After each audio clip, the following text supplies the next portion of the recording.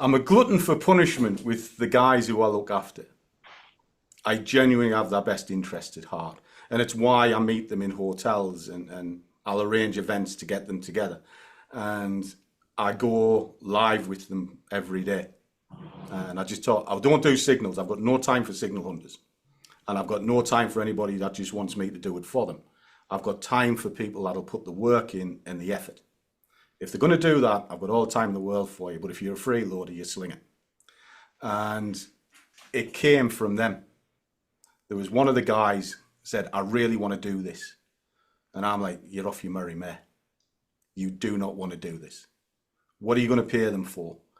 Because they've always got the thing in their head about the big account. The account means nothing. It's the drawdown is the account. The rest of it is buying power. And that's why if you watch the videos I'm doing at the moment, I built up over £100,000 on Vanguard and it was all documented. If you go through the videos, you'll see that was documented right through. I'm doing it again. Yeah, this is what you start with about £2,000 or £3,000 something. Yeah. This week I've done £1,000 off Bitcoin from a 200 balance to go into the Vanguard. And if you watch the updates, you'll see it because I'm building a pot inside it so they can see that it's 50 quid here, it's 20 quid there, but it means nothing unless it's banked. Yeah. If it's in the account, until you get it out of the broker, it's nothing. It's just a number on the screen. You put it into there, it means it's now viable, it's yours, it's something you have. But the Vanguard makes money on its own because it's an investment index tracker. And compounding things like that. The profits from the trading. And that's what I'm doing this year. So that's as profitable as a prop firm, but it's your money. Yeah. And it's protected because you've got 85,000 guarantee because it's London licensed, etc. Blah blah blah. They're the things that run through my little bobblehead. It's a great financial plan. It's a great financial plan, and that definitely I think good advice. Well, I mean, in terms of content, this is what we'd like to do. I'm conscious that we're don't worry. When you gave time and so on, one thing, I cleared my desk this afternoon, so okay. I've got a good hour or so you'll be fine. Fantastic. Well, we'd like to hear, Michael, you might have some questions from the prop side. Tony, it'd be quite interesting for you to have some questions because you obviously deal with thousands of traders as well through the Facebook group. So yeah, definitely. Any questions there? But I mean, shall I kick it off? And yeah. Like I say, it's recorded and just repurpose it however you want to do it. Wonderful. Thanks so much. Okay, so we'll just do 3, 2, 1. Hi, good afternoon. Thank you for joining us to PropCast webinar podcast. Let's start that again. This is what we can do when we're recording. See that we're in Hollywood now, boys and girls. I'm going to take a drink of tea and put my teeth back in. You feel Gary does this every day.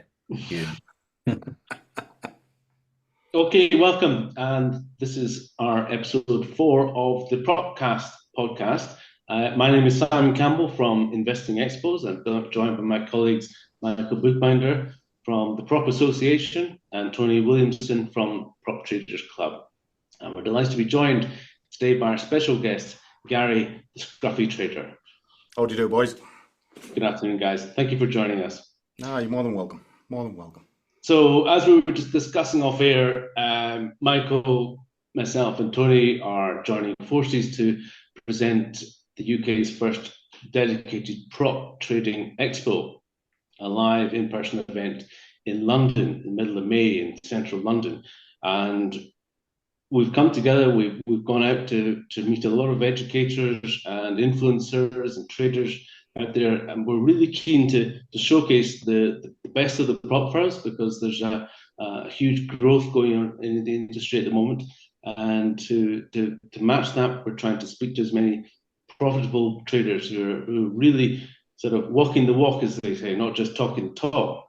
And of course, you've come to our attention, Gary, which is great, and we have some mutual friends in Steve Ruffley, if you're watching. Hi, Steve. Indeed, he's a character and a half. Love him to bits. Follow his Twitter feed, or X feed as they call it now. And He's a bit grumpy on X, isn't he? oh, I find it hilarious. I genuinely do. But he's a top boy. Yes, I agree. Just published his second book, I believe, as well, The Rough Guide to Lovely. Trading. And you got the second one there as well already. Well, hot off the press.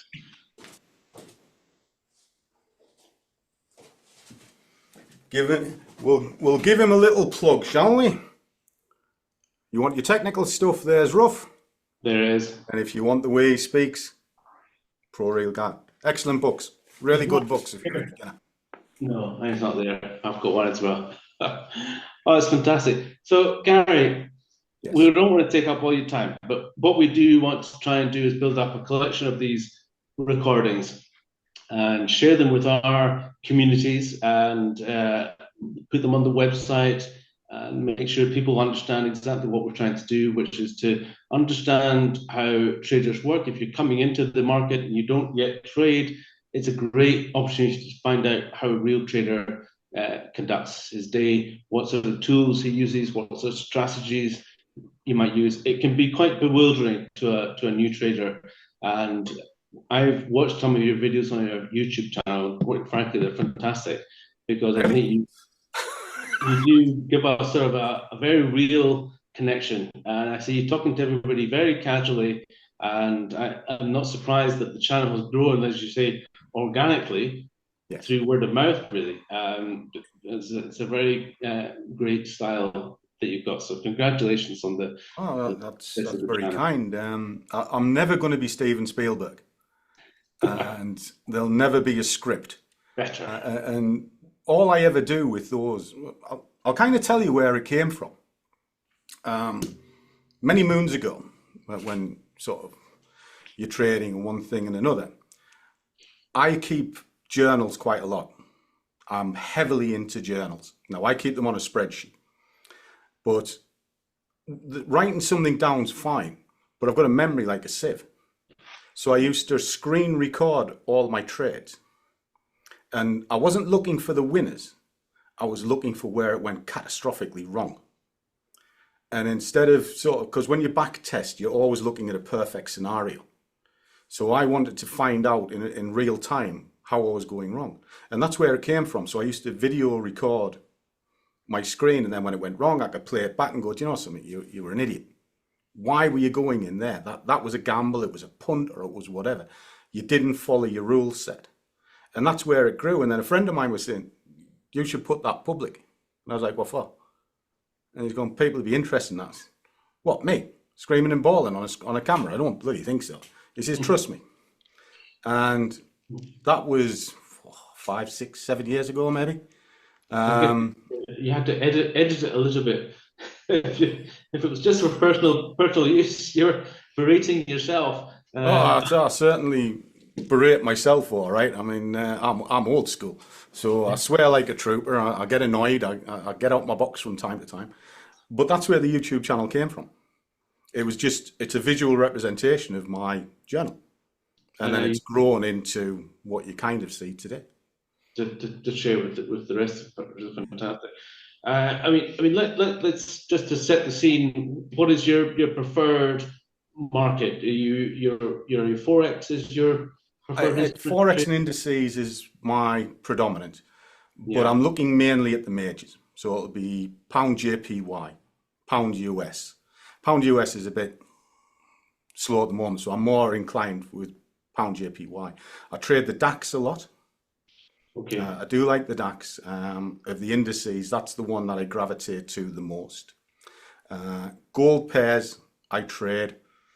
That's about it, unless something really gets sort of on my radar. But I stick to a simple basket. US JPY is maybe something else that I look at. Now, I do follow a window of the world because I look at correlations between products as well. So I'm looking for gold spikes. If that comes into a US JPY, I might see an opportunity there. Well, if the US is moving down because the gold is pushed up on a correlation, it's naturally going to filter over into the pound. And if it's filtering in the pound, that'll filter into the FTSE, or it'll filter into Euro, and that'll filter into the DAX. So sometimes you see me with lots of different screens on, I don't necessarily trade them. I just watch them. And I'm looking for a movement to see if it impacts something else. But I genuinely stick to the same sort of core products, which is pound JPY, DAX, gold. This week I've done Bitcoin. I'm not a lover of crypto. And I only did it for the guys in the group that I look at because they're really interested in it. Because obviously in the UK, you've got to be a bit careful with trading derivatives with crypto. I mean, this strategy of looking at the different markets and the currencies, how it can affect the indices in one country and another. Is this something that took you a long time to master? It's been about, I think you said about 20 years as a trader. 20 years. I started, right. I didn't set out to be a trader. I didn't even know what a trader was when I started. If we roll the clock back to when I was a younger man, I'm 54 now. We go back to when I'm 29, 30. I worked for the blue chip sector, medical company. I did reasonably well, and I was reasonably high up as an account manager. And I thought to myself, I can't do this for the rest of my life. I don't like the internal politics. I'm one of these people that doesn't really like being told what to do too much. I want to work for myself. And I had that epiphany when I was sort of 29 and 30, and I wanted to work for myself. And I ended up setting a business that was mail order. And it was just small, but it grew. And at its height, it had 19 employees, and it had a multi-million turnover. Now, when you get to that size, and it took a few years to get up into sort of the mid-2000s, you don't buy from the local wholesaler anymore. You outstrip your supplier, and you end up having to buy overseas. Well, my route into trading was kind of somewhere in the middle of that, because you start with a wholesaler and you end up going to a distributor. And we were one of the biggest clients for that distributor, and I'm there, and I'll give a little salute to Pete because I still speak to him every so often. And I'm trying to get the price down on some goods. I'm buying quite a substantial amount, and he's going, I can't do it. Like, what do you mean you can't give me a discount? I'll buy more. He says, I can't do it. The exchange rate's against me. And I'm like, what's that got to do with me buying a container of plastic injection mold? It doesn't mean anything. But I had a guy work for me who was a retired bank manager. And a friend of my father's, played golf and all that, and that's how he come to work for me. He was in the meeting, and he turned around and he says, do you forward purchase? And he goes, yeah, we do. And we got it wrong. And it was the worst thing in the world. He could have told somebody like me. Yeah. I said, oh, you got it wrong and you can't give me a discount. What happens if you get it right? And I could see the little twinkle in his eyes going, oh no, here we go. So my first trade was actually to buy goods, but it was based on an exchange rate. Because if he timed his purchasing right, obviously you get more money for your buck. You get more product in the container. Mm-hmm. So I did an exchange on that. So I agreed to buy more, 20% more. But if I hit my targets and one thing and another, I get a retrospective discount of 1% against what I buy, which was quite good, as long as the exchange rate was correct. And that was my first foray into Forex trading, apart from changing your euros when you go on holiday. Now, as my company grew, we actually outstripped the distributor, and we had to go to source ourselves overseas, which Czechoslovakia, Germany, and over in the Far East. When you go Far East, they don't want yen, they want US dollars. So what we were doing, and this was my route in, was we used to watch daily charts, and we used to forward purchase our pounds for dollars for containers that we buy in maybe 3-4 months down the line. And that's where my trading started. And then to become a day trader, what I do now, I went through the story pretty much every trader goes through is, well, if I can do this on a daily chart, what can I do on a 5-minute chart? I'll make a fortune. I'll make a gazillion because I'll be in and out of it straight away. Well, I've got that. Very easy, isn't it? Yeah. I got that one wrong massively. So it taught me discipline. So I live on high time frames. I do what I kind of, you can call it all time frame trading. because I hate this narrative of where you look at a 15-minute chart, you put a 200 moving average on. If it's above it, you buy it. You blow it, you sell it, and then you drop onto a 5-minute chart and you find that trade. I don't think that exists. I think you have to see the big picture. So I'll look at a monthly. I'll look at 3 baskets. So I'll look at a monthly, weekly, daily, and I'll see what's happening here to get a narrative of the deep trend. And that's what the bigger boys are looking at. That's where the big money seems to play quite a lot. From there, when I'm looking to day trade, I'm looking for a dominant trend. But that's for today. So I'll look at a daily, a 4 and an hour, and that'll give me a dominance direction. Now, I'm either going to trade with that or against it. And if I'm trading against it, I'm going to scalp. And I don't like scalping, so I normally look for an alignment, and then I'll drill in just for an entry from an hour 15.5. So there's quite a lot of work, homework goes into a trade. And I might trade only once or twice a day, but when I go to market, I've pretty much got my ducks in a row. And that took a long time to learn because everybody wants it now. They want this microwave culture. And I fell into that trap. It's like paying your plumber £500 for 10 minutes work, but you're paying them for the lifetime it's taken to understand what height affects exactly. Yes. Tony, you run the Prop Traders Club and you spend all day with thousands of traders there on the Facebook group. I mean, what Gary's describing is having this sort of fundamental introduction to the markets and how Forex works. But that's not true, really, of everybody that's coming into trading nowadays, is it? This sort of gamification of trading. Do you think that's a drawback? Do you think it's something people should be going back and learning some of these sort of basic learning blocks of how the markets work? Yeah, absolutely. And so a lot of people coming into now, they're seeing like prop trading especially, and they're looking at it as like a get-rich-quick scheme. So they're skipping a lot of the startup, but actually learning that. I'm kind of guilty of that myself, because I kind of done the same thing. I looked at prop trading and said, wow, I can trade $100,000. Then I learned the hard way after a few years of losing money that they can't really take the shortcuts. You've got to put the work in. You've got to put the effort in to get where you want to be. Can I interject here just a second? When you say you're trading 100,000, are you sizing to that or are you sizing to the drawdown? So I tend to size to the 100,000, but I understand what you mean that the drawdown is only maybe about 5 or 10% of that. Yes. So that's $5,000 or $10,000. Yeah. That's a big dip. It's a big chunk, but what I'm driving at, what I've seen in the prop industry, and I see this quite a lot, the over leveraging in the industry is massive. If you've got 100,000 liquid money, fine.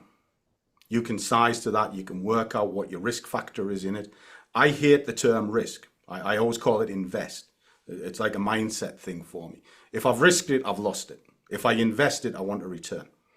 But if I'm sizing to 100,000 and that thing gets out of hand, which it can, you've only got a finite amount of drawdown and then that account is gone. But if you sized to the drawdown, you can trade any product you want because you've got buying power. But if it got out of hand, at least you've now got the ability to get out of it. But you can't at 100,000. Can I summarize to make sure I understand correctly? Yes. So when you're saying do it for the drawdown, you're saying if you only want to lose $500, size your trade towards the $500, not use X lots, or you're thinking about the drawdown first. The way I look at it is the drawdown is the account. Mm-hmm. That's your account size. So if you've got $10,000 or £10,000 for me, is drawdown. That is the only thing I could size to. And I have a quick mantra in my head as to how I work out position size. Because if you're over leveraging all the time, and you I hate this narrative of 2% account and all of that. Every trade is different. So you've got to take it on its merit. So I work to £1,000 and then I'll cap it. So it's what I feel comfortable in money terms. So if you're wanting to lose $500, what's the relation of that to the drawdown? Well, if you've only got 2,000 drawdown, you want 500. Well, that's a hell of a chunk of change against that. You've got 4 shots and that account is gone. but 500 towards the 100,000 means nothing. So it's a different way of mindset thinking. And the way I look at prop, and I've done it for quite a while now, is I'll size to the drawdown. And all right, it takes me a long time to build up the account, but it's safe, it's steady, and it keeps on trucking. The big account, the 100,000, to me is just buying power. So if you've got an expensive asset, you can still trade it. And that's the way I think. And it's when I'm doing the Black Bull thing that you've seen me do recently, I purposely take a 500 to 1 leverage, but I only size to the size of the account. The leverage is only there to open up a position because DAX is quite expensive. So you need the leverage to open up, but I'll only size to the amount of money. And then as the account grows, I'll drop the leverage. So it takes the temptation away. I call it trading on the back foot, because I'm always defensive in what I'm doing. I'm never aggressive. If anything, I'm too defensive. But that comes from my mail order days when I had the company. You had to budget effectively. And that's transpired into what I do today. In terms of positions, managing your positions, how many positions can you reasonably manage at the same time? Well, I do it quite odd because, it's not odd. I follow DCA, dollar cost averaging, but I do it through 2 fixed points. So I know roughly where I'm getting in on the market, and I'll know roughly where I'm getting out, like a box of pain, if you like. I can't allow the market to go any further than that point. And then I'll stage into it backwards. If I'm swing trading, I'll stage into it forwards. But on a day trade, because of the volatility of the market going like this all day, and you're only wanting 20, 30 pips or whatever it is, I don't want to be in a position where it moves for me and then it gives it back. I don't want that. So inevitably what happens is the market moves against you. So why not capitalize on that? So I'll go in with maybe 20% of a position and I'll stage it back 5. So I know where the point of entry is. I know where the point of pain is. I'll divide it by 5 and it'll come in. Now, what this does for me, in a roundabout way, it reduces the exposure to the market. But if I hold it to target, and I have rules in this as well, and I'll tell you what they are, it increases the upside. So I can actually have far less in the market and make far more than somebody going 100% point of entry. And over time, it pays off. But I've also got room to maneuver. I can switch trades off. So I'm not trying to work out, I'm going to take 10% of my trade off. Well, I've got 5 of them running, like 5 positions, but they are all one position broken up. And that's how I do it. And my rules are very simple. 1, 2, 3 are the trade. They're going to run to full target because I expect it to step back. Okay? Inevitably it does. You know, if you ask yourself in the last 100 trades, how many of them went straight to target, and I'm talking like not 2 or 3 pips, 30 pips, without looking back 3 pips? There'd be very few. I can't do it. You know. So what I do is I capitalize on that. Comes back, picks a couple of orders up, runs to target. But my rules are 1, 2, 3 target, 4 I'll get out where I got in, 5 I just want to get out. And I rely on the bounces, but I work at between key levels on the market. As I was saying, I was looking for a narrative earlier on, monthly, weekly, daily. They're the only really levels I'm interested in. I couldn't care less about hourly levels. Couldn't care less about 15-minute levels.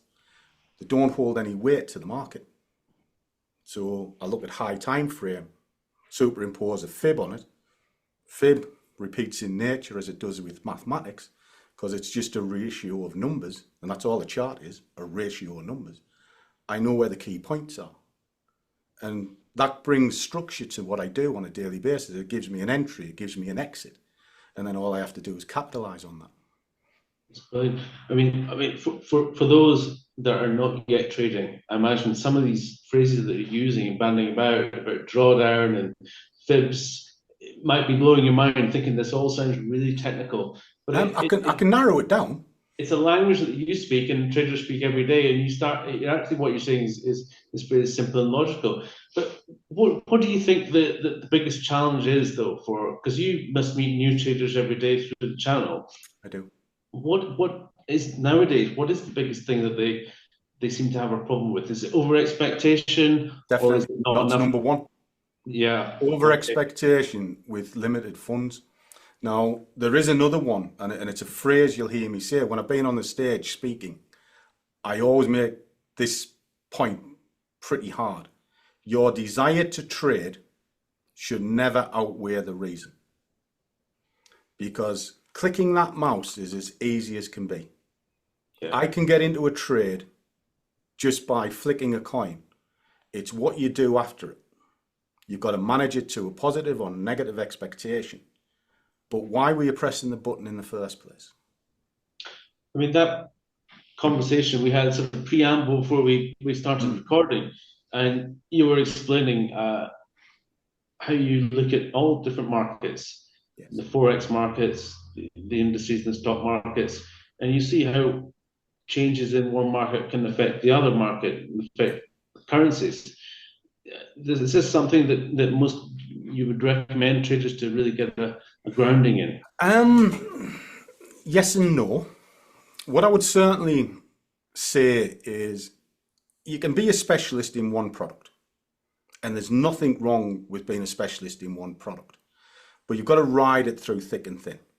Some days it's not going to give you something, and this comes back to the desire to trade shouldn't outweigh the reason. Because what if it's thin and there's nothing going on today?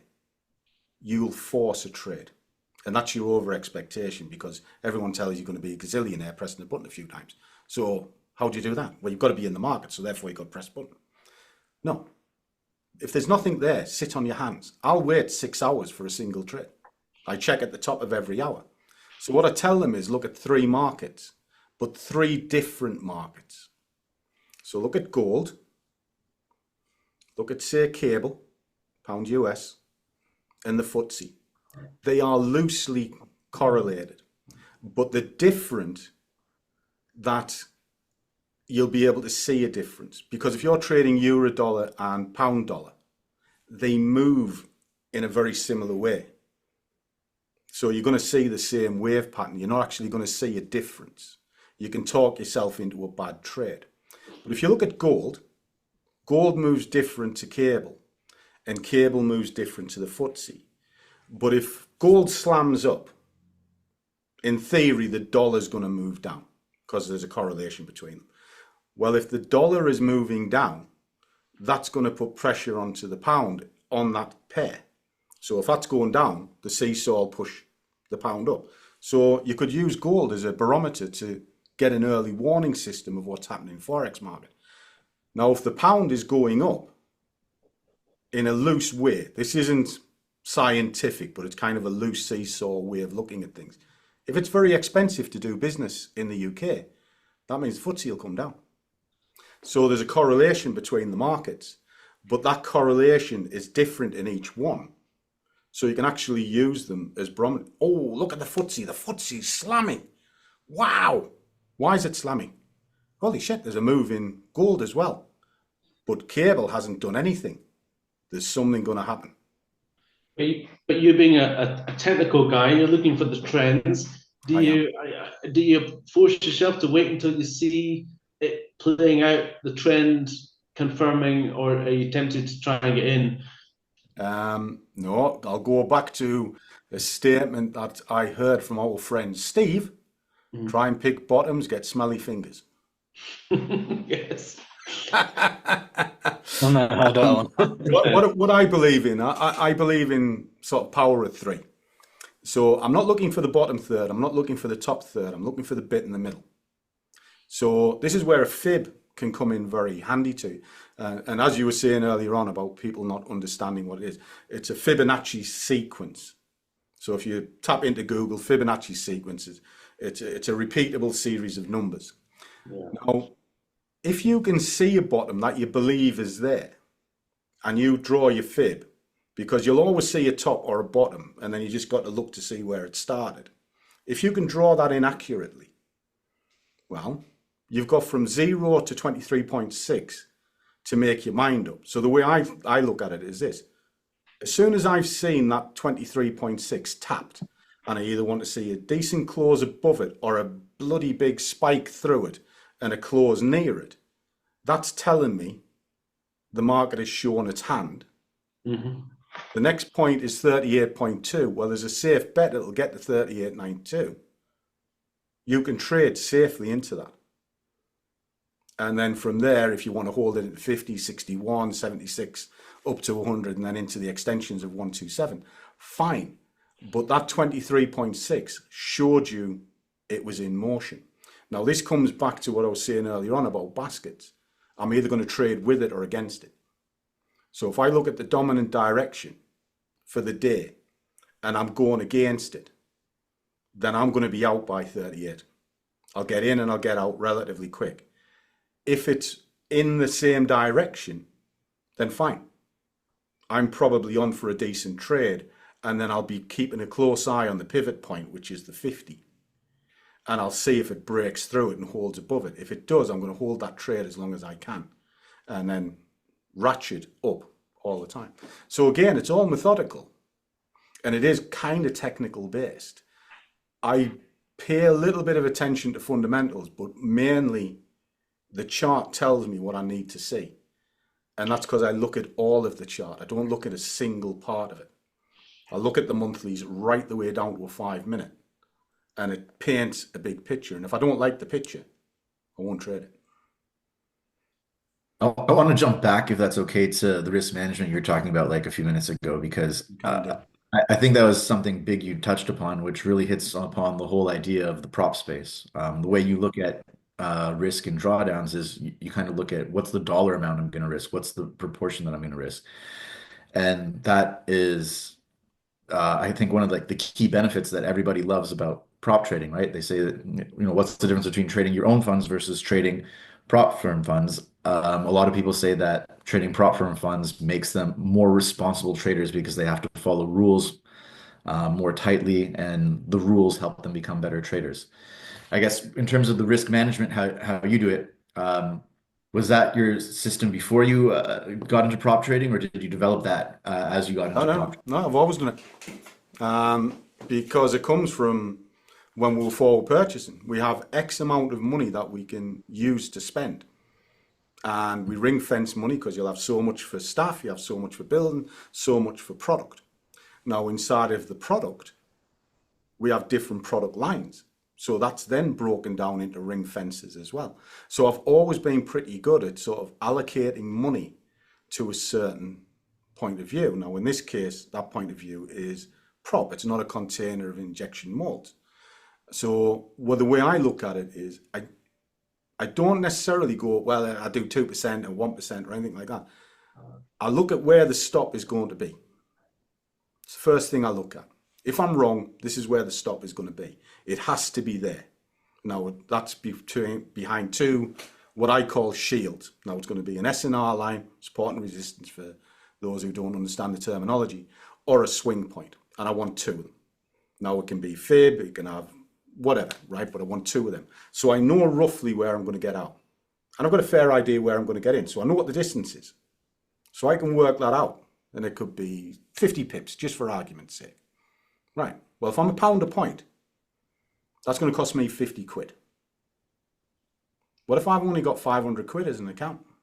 And I'm talking small numbers here because new people coming in, one of the things I hate is where they get dazzled with big numbers. Most people don't have £100,000 to put in an account. They have 500 quid. Well, if you try and put £1 a point on, which goes back to Tony and his £100,000 prop, yeah, you can do it. But against that £500 drawdown, it's ludicrous. It's over leveraged because that's going to cost you 50 quid, 10% of that account or 10% of that drawdown. Mm-hmm. So you ask yourself a question. Can I afford it? Same as you would in business. Can I afford this? And you keep your answer as binary. It's either yes or no. Now, in this scenario, it'll be no. You can't afford it. Because if it's wrong, even if your ducks are in a row, because I'm asked all the time, well, if you're good, why don't you put the farm onto the trade? And it's very simple. I'm not an idiot. Don't live in la la land. I ran a business for a long time. You know, I was managing director for 17 years. So I understand you've got to plan these things out. And this is how I do it. And planning comes from a pound note, not la la land. So 50 quid's too much. Can I afford it? No. Half it. Well, can I afford 25 quid against it? Maybe. At a push. Right, okay. That's your position size. 25 pence. Then what you do with that 25 pence, do I want to spend all of that in one go? No. I want a discount on what I do. So I'll go in at 5 pence, let it stage back, put another 5 pence in, and that reduces that exposure. So you're not putting 25 quid on the market, might only be about 22 or 20, because as you stage into the stop, the exposure reduces. Because the top one will be the most expensive, second one will be cheaper, third one will be cheaper, fourth one cheaper, and the fifth one costs you virtually nothing. And then you follow your rules. And then that way you're constantly trading from a nice, calm point of view. But you go in at 50 quid and that thing goes against you, what happens? You panic. Please get me out. Please get me out. And as soon as it goes 10 pence past your point of entry, you get out and you go, oh, thank God for that. But if you staged into it and you got out where you got in, you still got paid. Well, that one's blowing your minds, hasn't it? Gary, if you can't afford, then Prop offers solutions for people with small accounts. It does, but what I'm driving at is, when I say can I afford it, I mean can you afford that particular trade on the amount of money you're going to put on the desk? Right. So in that case, if it's £1 a point and it's 50 points away, it's 50, that your cost to trade is £50. Because if it hits the stop, it's going to cost you 50 quid. So you've got to ask yourself, can I afford that? And what I mean is you afford it against, say, your £500 balance. Well, that's stupid because it's over leverage, isn't it? So you can't afford it. But if I was to say to you, even if you've got quite deep pockets, does Prop still offer a more sensible way forward? Why risk? Right, we're talking a different conversation. Yes, it does. Is it the lifeline for a wage? I think the jury's still out on that one, because obviously we had the effects a couple of years ago where prop industries just disappeared overnight, and you could have quite a substantial amount of money for payout ready and you would never see it. But if you've got it in your own brokerage and that brokerage goes bust, as long as it's got a decent license, you will get your money back. Like I'm in the UK, so it's kind of guaranteed up to about 85,000, depending on the license that it's in. So what I think prop is wonderful for is it's a good vehicle to accelerate your own funds. I had to work and build mine up over a period of time because the prop industry didn't exist when I started. But now you could buy a prop fund under 200 quid. Yeah. No, there's only really one that I endorse, which is the Fivers. You could do, I think it's $39 off the top of my head, a 2-stake challenge, pass 2 evaluations, and you get your funding. Or you could pay 260 and you've got 1 evaluation, or you pay 75, do 3 evaluations, and then pay a bounty on the end of it. And if you can trade and you get your payouts, well, the first one essentially pays for your first investment, your payment of going to market. Your second and third, why can't you put that into a broker and then use your own funds and build them up smallly, but then it's yours. And you're not tied to any rule changes, because the prop industry they do change their rules from time to time. Like you're not allowed to trade on a weekend on some, not allowed to trade through news, all these different other different things they put in, daily pause limits. You have none of that with your own funds. But then it always comes back to what you were saying earlier on about how the prop space can make you a more disciplined trader. I would say you should be a disciplined trader before you press the button in the first place. If you've got no discipline, you'll find this game is really hard. The date today is the 21st of January 2025. Yesterday we saw President Trump inaugurated into the White House for the second term.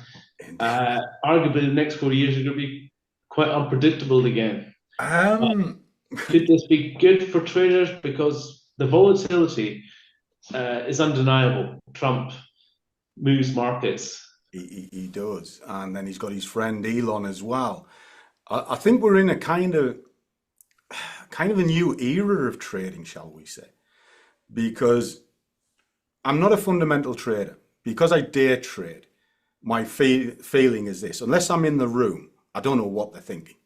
I've seen non-farm payrolls and decent sort of data come out and the market tank. And then I've seen negative and the market rally. So you've got no idea what they're thinking. And ultimately, is it really going to affect the next 10 minutes? No, not really. You know, all I need to know is when it's coming. So you get your economic calendar out, you know when the interest rates are getting released, etc., speeches. I just stay away from it. Don't understand it, I don't trade it, it's that simple. But the new era is the social media era. Because, like you say, Trump can get on Twitter and sort of say something, and then suddenly, bang, there's a reaction, and you wouldn't even know it's coming. It just hits you like a brick. So this now segues back to when we're talking about, well, what I would invest into the market. You called it risk. If I'm over leveraged on the market, on your 100K that you were talking about, that tweet could blow me up and actually destroy me in a heartbeat. But if I've been sensible, then I've got room to maneuver and I can ride the noise out, because the markets are now very unpredictable. You know, just suddenly Elon decides, right, that's it, send his tweet out, or Trump has sent his tweet out, bash, in it comes. You know, and let's be honest, we don't know whether they're going to start a war or anything. At least before it was relatively stable. Now anything could happen. Absolutely, absolutely. Yeah, I was expecting from the inauguration when he was saying "drill, baby, drill." I was waiting for the price of oil to go down, but I think it's going to go up before it goes down, and like that's always the way it is. You think, you know, because fundamental stuff is coming out, but like maybe it takes maybe it's already priced in, or maybe it takes a little while for it to like. That's kind of where my statement of if I'm not in the room, I don't know the outcome, because I know the talk markets could be manipulated in one thing and another. And I don't think they can turn the tide on a river, but I think they could probably do it with a stream, and they'll manipulate the market to a certain degree. You don't know what they're going to be planning. So the only thing I can do is trade what I see. And that's where my technical skills come into it, because I can paint a picture that will tell me what's happening probably over the next 3 or 4 hours. And as a day trader, to me, that's gold. You know, it suits me down to the ground. Could I tell you what's going to happen next month? Of course I can't. I can make a prediction, but I wouldn't hold myself to it. Yeah, I mean, I wonder if we'll get to the point where the markets don't react immediately to Trump tweets in the future because of the amount, the volume of them and things. I think people will start to take a little bit of what we call taking it with a pinch of salt in Britain. Yes. So who knows? That could be possible. Gary, another thing, just to pick up again, is your quite a humble approach to building wealth through trading. And you know, and by the way, we're not giving any financial advice on the podcast, but the way that you bank your profits from trading and reinvest into a fund, is it a tracker fund? It is. It's in it. You're talking about my Vanguard account. That's right. Yeah, it's an index tracker. And what I do with that, anybody that's in business knows you don't rely on a single income stream. You try and get multiple income streams coming in. And that's why I trade a couple of accounts, prop, day trade account, swing account, these sort of things. But I also save the change. Most banks will do this. You buy a cup of coffee and it'll round it up to nearest pound or nearest fiver. That goes into a separate bank account. I use a cashback thing. So my good lady who sits here, who could shop for England and does, because that's exactly what's on there now, because she's mental, uses the cashback app, gets 2% back of everything. So you buy something on Amazon, you get 2% back. That all goes in that bank account. I put that into an all cap. And my theory behind the all cap is this.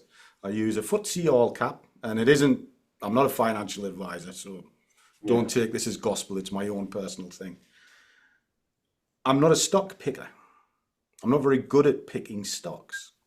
So if I use a global all cap, it's 7,000 of the best companies around the world. And it's a case of buy the haystack, not the needle. And it does quite well. And then I feed into it from my trading profit. So if I trade for a wage and I have it capped. And then when it's above that wage, I might have a treat, go on holiday or something. But the surplus money, I dump in there. And what that does for me, it grows on its own and it's feeding in. And if I ever need to increase or sort of take some money from my trading funds, and you want to get a gauge of how big my trading account is, that's it. Because I only hold in the broker what I need to open up a trade. So if I only need sort of 50,000 for margin, I'll only hold 50,000 in. I'm not going to put 150,000 pounds in it. And I keep the bulk of it in there. So it's like 100K. Risk management tool in itself. Save you a bit in the farm, as it were. Yeah. Which is and there's another reason behind it, because I've been through it and I've done it. I lost a colossal amount of money 2015. It's one of the best lessons I ever had. I was arrogant, and I know I was arrogant. I was top of the tree in the company. No one's telling me what to do. And I did quite well with the markets. Went away on holiday, 3 days. And it was a time when the French elections were on, but I was short on the DAX at the time. And I went to Portugal for 3 days. And when I came back, 18 grand had disappeared, because the market had gapped up on a Sunday night. I didn't come back Tuesday. And instead of filling the gap, it kept on going. And this is before the times of where margin calls are now. Took the whole lot, wiped it out. And that was the best lesson I ever learned. Yeah. So that's why I don't keep as much money in my broker. I only keep in what I need to open up the position and service that position. The rest of it is held in there. And then if something goes catastrophically wrong, I've physically got to refund that trading account. So it slows me down and it makes me ask the question, can I afford it? Brilliant. Very, very good lessons. Expensive, but they've probably paid for themselves since then. They do. Yeah. They do. I mean, we're getting towards the end of our time, but can I fast forward to today and to this year? You built up a tremendous community at the Scruffy Trader. You've got the YouTube, the Discord channel. I believe you have a course where people come and they can learn. You're not giving them. I wouldn't call it a course, because I don't call myself an educator. I'm not an educator. Okay. I'm not a teacher. I'm just somebody that does the job. And again, I'll give you a quick brief thing. The group grew from the YouTube channel because, what do you do? How do you do it? Blah, blah, blah. So we made a little Facebook group. And then that got big, or bigger, shall we say. And they wanted more and more of my time. And I need to get that back. And I thought, well, I have to structure this. So eventually it became the Discord and the Scruffy Squad, what it is today. Now, inside it, there is modules of what I do. So I wouldn't call it a course, it's just modules. Because I don't think there's an ABC pattern to trading, because we're all individual. we're all different. We have different personalities, different pain points. So what I do is I put the modules together so they could see what I do, but then they can make their own framework from it. And then I'll walk with them every day. So I'll go on Zoom with them every day, not to trade for them, because I don't believe in signals, but I'll get them to mark up a chart in front of me and we'll talk through and we'll make a prediction of what this chart is going to do. Did it last night, trades came in. Did it the night before, trades came in. And that's what I do. It's like an interactive community. But to be one step further, it's again, they want more and more because they wanted the live and all of this sort of thing. So I give them my time. I'm at the screen 6 o'clock every morning. I'm normally done by 10 o'clock in the morning. So I've got a bit of time during the day and I spend it with them. But now we go into hotels and a big screen, and there's not many traders will stand in front of them with a live chart and go, right, this is what we're going to do. Good, bad, or indifferent. And then have a beer with you.